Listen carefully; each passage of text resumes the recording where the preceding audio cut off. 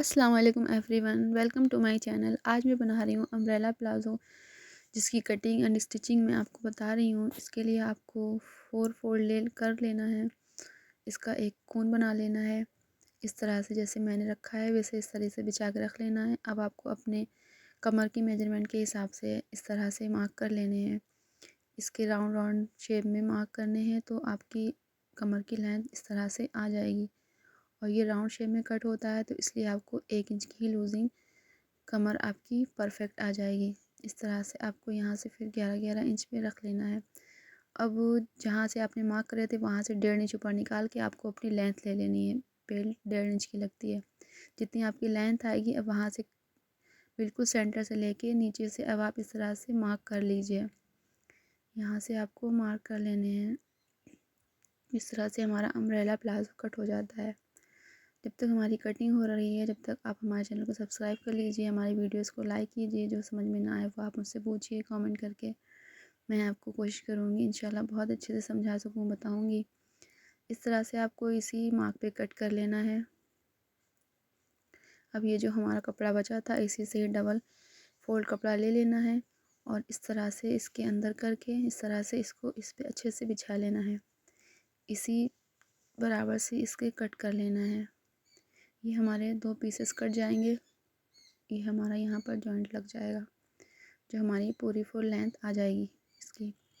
अब ये इस तरह से हमें इसको जॉइंट कर लेना है। जो हमारे जोड़ निकले थे तो यहाँ पे जॉइंट कर लीजिए। इस तरह से हमें जॉइंट कर लेना है बराबर से रख के। ये हमारा एक जॉइंट हो चुका है। अब दूसरा भी इस तरह से जॉइंट कर लेना है।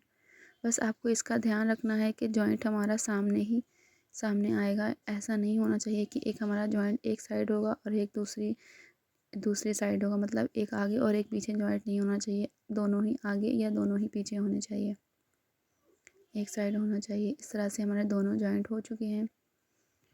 और सॉरी, मैं आपको मियानी के लिए कट जो लगाया था मैं मार्क नहीं दिखा पाई थी, तो इसके लिए 1.5 इंच निकाल के आपको अपनी मियानी का जो नाप आता है आसन का उससे मार्क कर लेना है।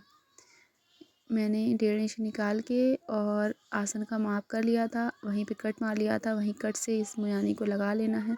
इस तरह से हमारी मियानी जॉइंट हो जाएगी। इस तरह से दूसरे पल्ले को भी उठाना है और इस तरह से राइट साइड मिलाकर इसको भी स्टिच कर देना है।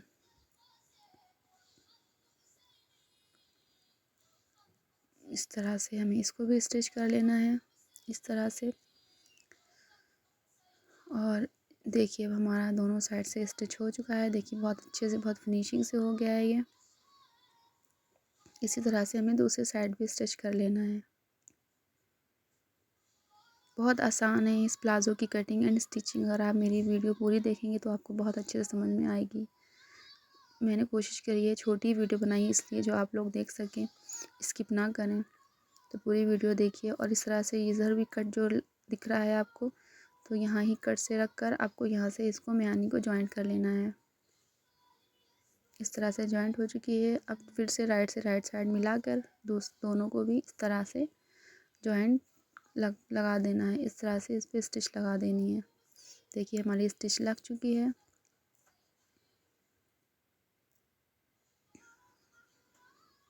अब इस तरह से अच्छे से फैला के मैं दिखा रही हूँ आपको। यहाँ से आपको बराबर से लेकर यहाँ से यहाँ इसे फिटिंग लगा देनी है। इस तरह से मुझे इस पर भी स्टिच कर देनी है। ये भी हमारी स्टिच कंप्लीट हो चुकी है। अब ये हमारी कमर के लिए मुझे बेल्ट जो मैंने 1.5 इंच का निकाल कर इंची टेप ऊपर रखा हुआ था, तो ये मुझे 4.5 इंच चौड़ाई और लेंथ अपनी कमर के हिसाब से बेल्ट की ले लेनी है। और इस तरह से राइट को रॉन्ग साइड से राइट साइड मिलाकर बेल्ट रख लेनी है। इस तरह से हमारी जॉइंट हो चुकी है। अब देखिए मुझे राइट साइड को इस बेल्ट को अपनी फोल्ड कर लेना है। इस तरह से हमारा राइट साइड इधर जॉइंट हो जाएगा। इस तरह से इस पर भी आपको स्टिच कर लेना है।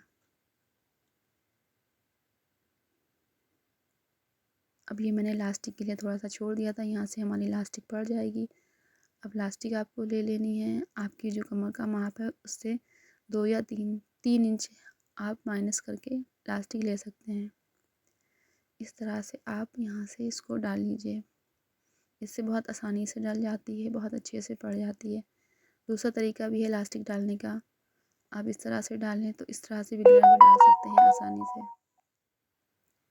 इस तरह से आपको अब इस इलास्टिक को भी जॉइंट कर देना है।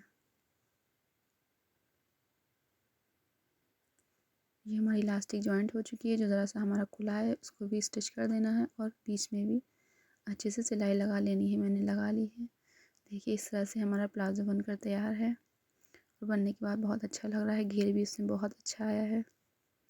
इस तरह से आप आसानी से बना सकते हैं। Thanks for watching.